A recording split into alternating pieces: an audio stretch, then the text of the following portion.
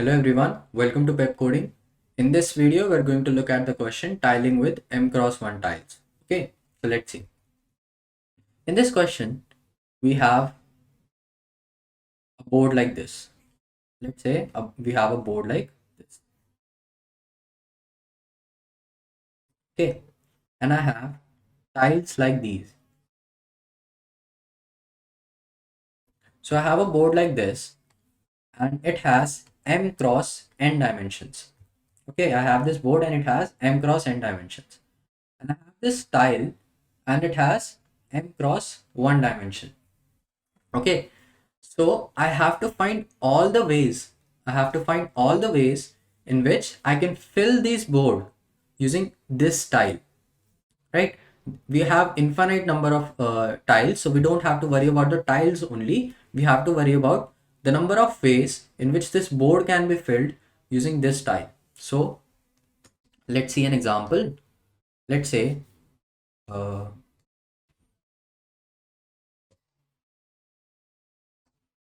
right, let's do it like this. And let's say I fill this board in this manner,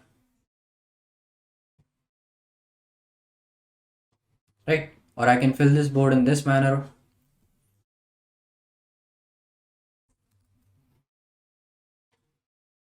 or I can fill this board like this only, right? So there are many ways to fill this board using this tile, a tile of m cross 1. Okay, I have to fill a board of m into n. So I have to find all the ways in which I can fill this board using these type of tiles. So I hope the question is clear. Okay, so now let's see what we are going to use to solve this question. We are going to use a little bit of math. We are going to use a little bit of math of permutation and combination. Okay. So if you don't know permutation and combination, don't worry, because we are not going to use a lot of math. We're just going to use a small part of it. Okay. So I'm going to explain what we are going to do. So let's say that I have a point P, right? I have a point P and I have a destination D, right? I have a point P, I have a destination D, and let's say I have two middle points. Let's call this M1 and M2. Okay, now I know that I can go to M1 and I can go to M2. I'm standing here, right? I'm standing at P and I can go to M1 or I can go to M2, right?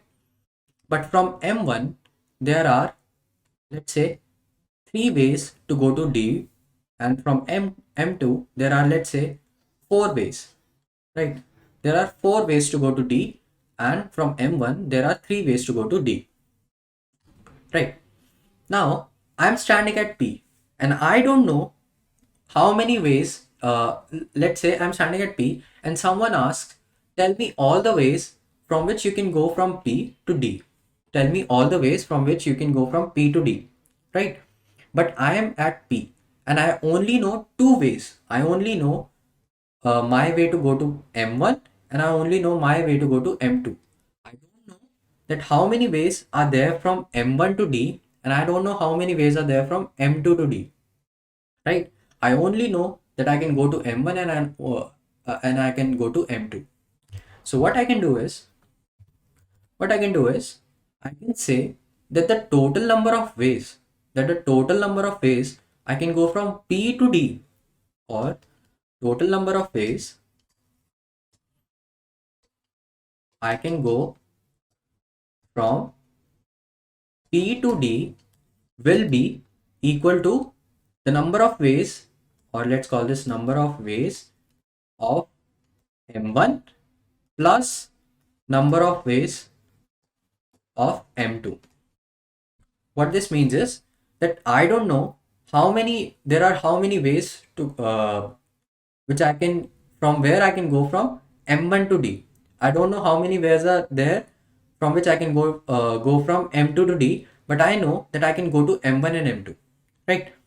And I am saying that if I know all the number of ways from M1 to D, and if I know all the number of ways from M2 to D, then I can simply say that all the number of ways from P to D will be equal to number of ways of M1 plus number of ways of M2. Okay, this is a math that we are going to use. So let's try to verify this. Let's say I'm at P, and how many ways are from, according to this formula, my answer should be 3 plus 4 or 7, right? Because there are 3 ways from M1, there are 4 ways from M2, so my answer should be 7. But let's check this if this is true. So I can go like this, or let's use a different color. I can go like this, I can go like this, I can go like this. So there are 3 ways here. I can go like this, I can go like this, I can go like this, I can go like this. So there are 4 ways here, right? So total ways are 7. So this verifies that if I know all the ways from M1 and if I know all the ways from M2, I can just add them and say that these will be my total ways from P to D. Now, how is this part relevant in this question? Right, we're going to see how this permutation and combination is relevant in this question.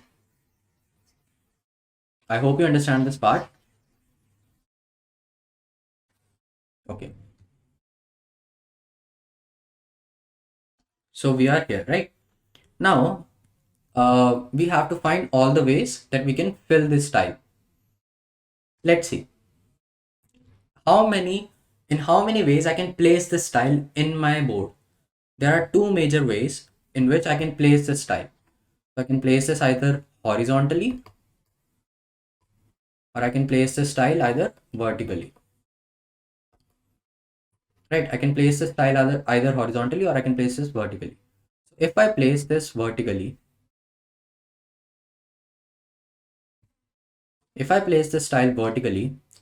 I would get something like this, right? If I place this tile vertically like this, I would get something like this, right? And the tile is of dimension 1 and M, right? So this my tile will occupy this much space. My tile will occupy this much space.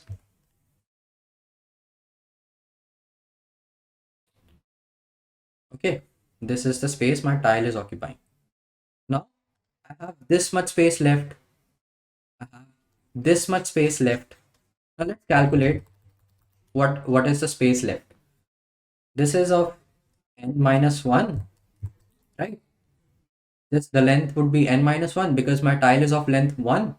So this length would be n minus 1 and this width would be same as m, right?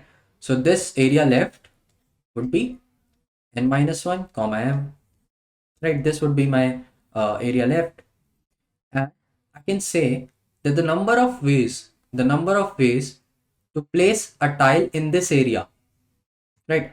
If I can find the number of ways to place a tile in this area, then I can simply just say it like this, right? I need to find, right? We were doing something like this, that we are at point P, we have to go to D. If I can find S1 and S2, I have these S1, S2 points. If I don't know what are the ways from S1 to D, I don't know what are the ways from S2 to D, but if I can find if I know my way from S1 and if I know my way from S2, I can just add the ways of S1 and S2, right? I can just add the way of S1 and S2. So let's call this way as 1. Let's call this way as 1, and let's say this is number of ways I can place tiles in n minus 1 comma m, right? I would have something like this.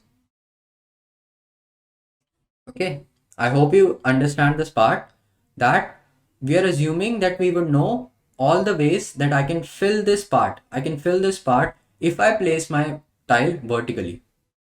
Okay. Now, if I place my tile horizontally, what is going to happen?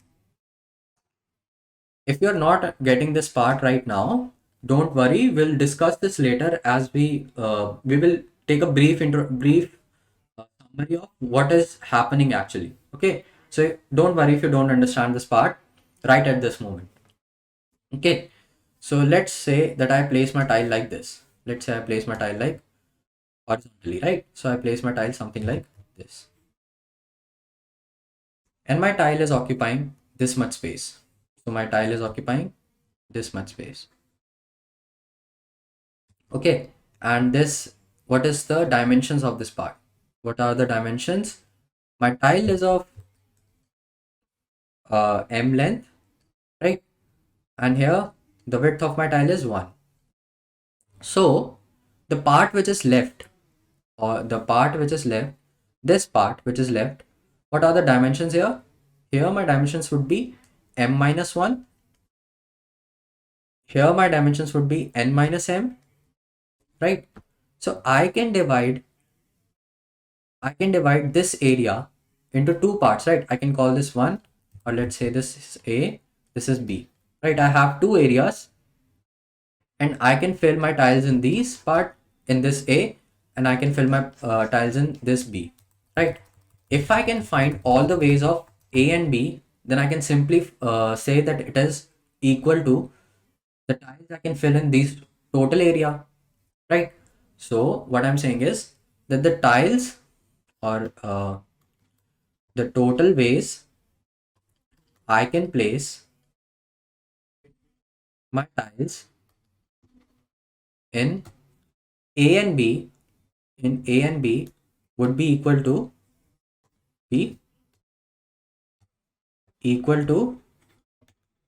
the number of ways, so number of ways of A plus B, right? So number of ways of A plus number of ways of B. I can just simply say that this area, if I were to fill this area with tiles, then the total number of ways would be, if I know all the ways of A and B, and if I add them up. Okay, I hope you understand this part. This is the same thing that we did like this, right? From P to D. If I have to go from P to D, and if I have two source points, right? If I know my ways from S1, if I know my ways from S2, I can simply just say S1 plus S2 would be the total number of ways from P to D. Okay, I'm doing the same thing here. I'm saying that my total number of ways in which I can place the tiles would be equal to the number of ways of A plus number of ways of B. Okay, so we know that if I place my tile like this, if I place my tile like vertically, right? If I place my tile vertically, then there is just one way to place my tile vertically, right? There is only one way to place my tile vertically, and I have to find all the rest of the ways for here, right? I can simply just say that. And let's say for this A and B, right? For this A, let's take this part A, right? This A part, this is something like this, right? I have placed a tile here. And it is of length M, and this is like this, right? This is of length, total length M, and this is of, okay. So I've placed a tile here. Now, can I place a tile like this here? Can I place a tile vertically? If I place my tile vertically, here, it is going to go out of the board, right? My tile is of length 1, right? Here, and it is M. If I place my tile like this vertically, it is going to go out of the board. Similarly, if I place my tiles like this, it is going to go out of the board. So there is just one way. To place my tile here, and that would be to place it horizontally, right? This would be the only way. If I place my tile here, my only way to place tiles in A part would be to place them all horizontally, right? So from A, I'm going to get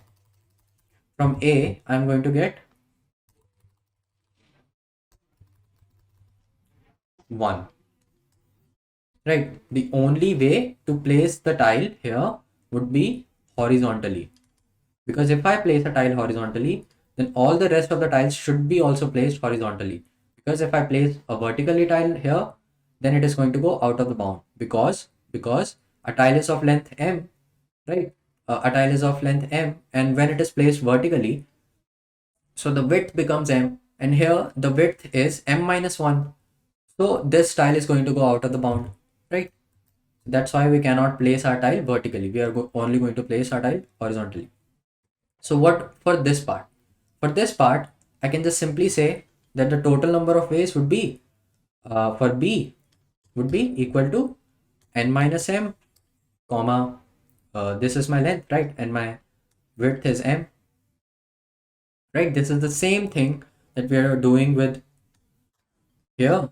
I was saying that if I know the number of ways, for n minus 1 comma m, and if I know the number of ways for this part, I can simply just add them up and I can find my answer, right? So from the knowledge that we have right now, let's try to code this part. Let's try to code this question from the knowledge that we have right now. Okay, so first we are going to make a DP array.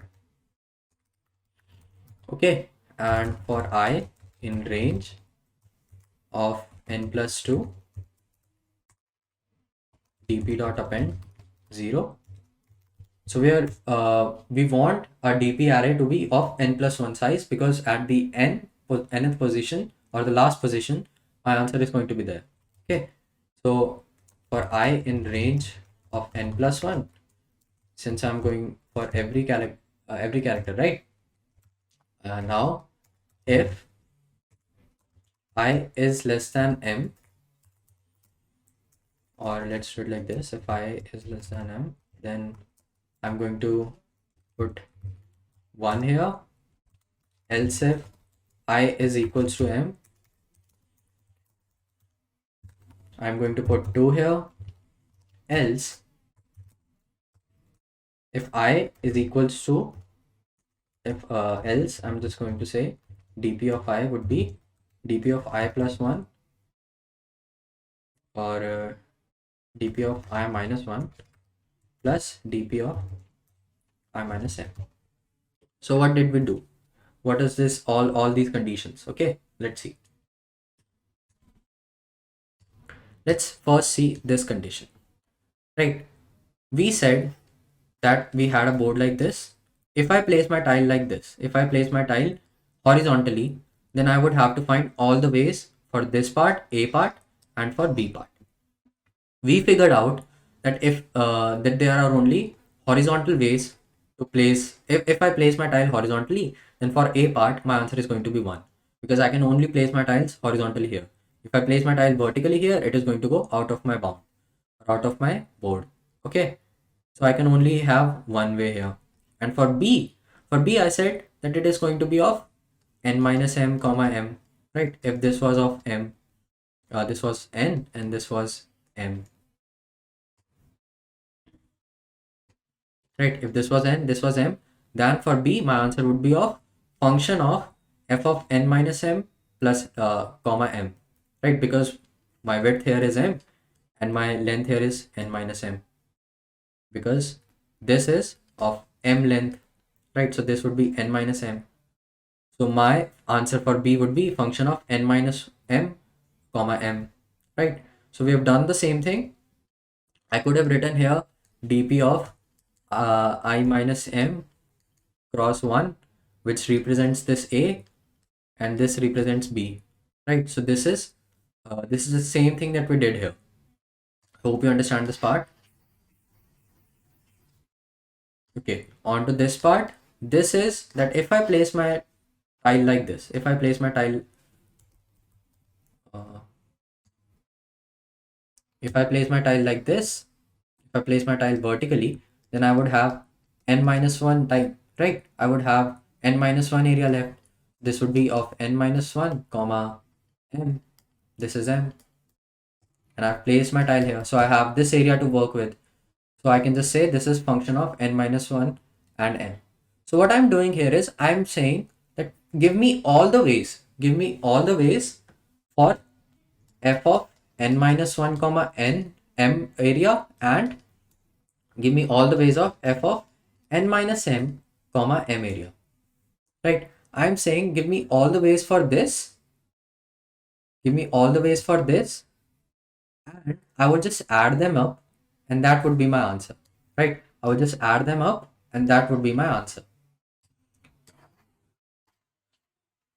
So for my current I, that would be I minus 1 plus dp of I minus n, right? I hope this part is clear. Now let's see what is this. If I is equals to m, let's say my board is like this, and this is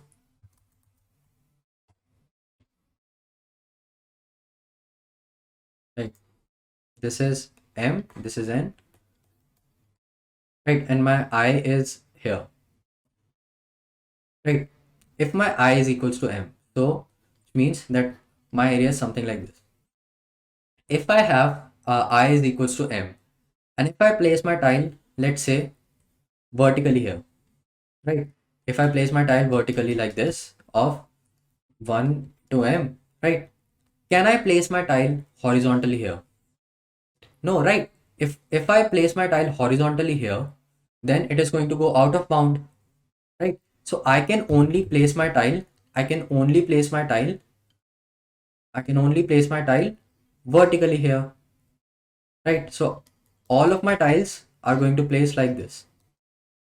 All of my tiles are going to be placed vertically. So I have one way to place all my tiles. If my I is equals to m, if my I is equals to m, I have all the ways to either place my tiles either horizontally, either vertically all the way. Okay. What is the next way? So let's do it like this. That one was that if I place all my tiles vertically, right? I have this again. This is at m. This is total n. This is also m, right? Now, if I place my tile vertically here or horizontally here, if I place my tile horizontally here, this would be of 1 cross m, right?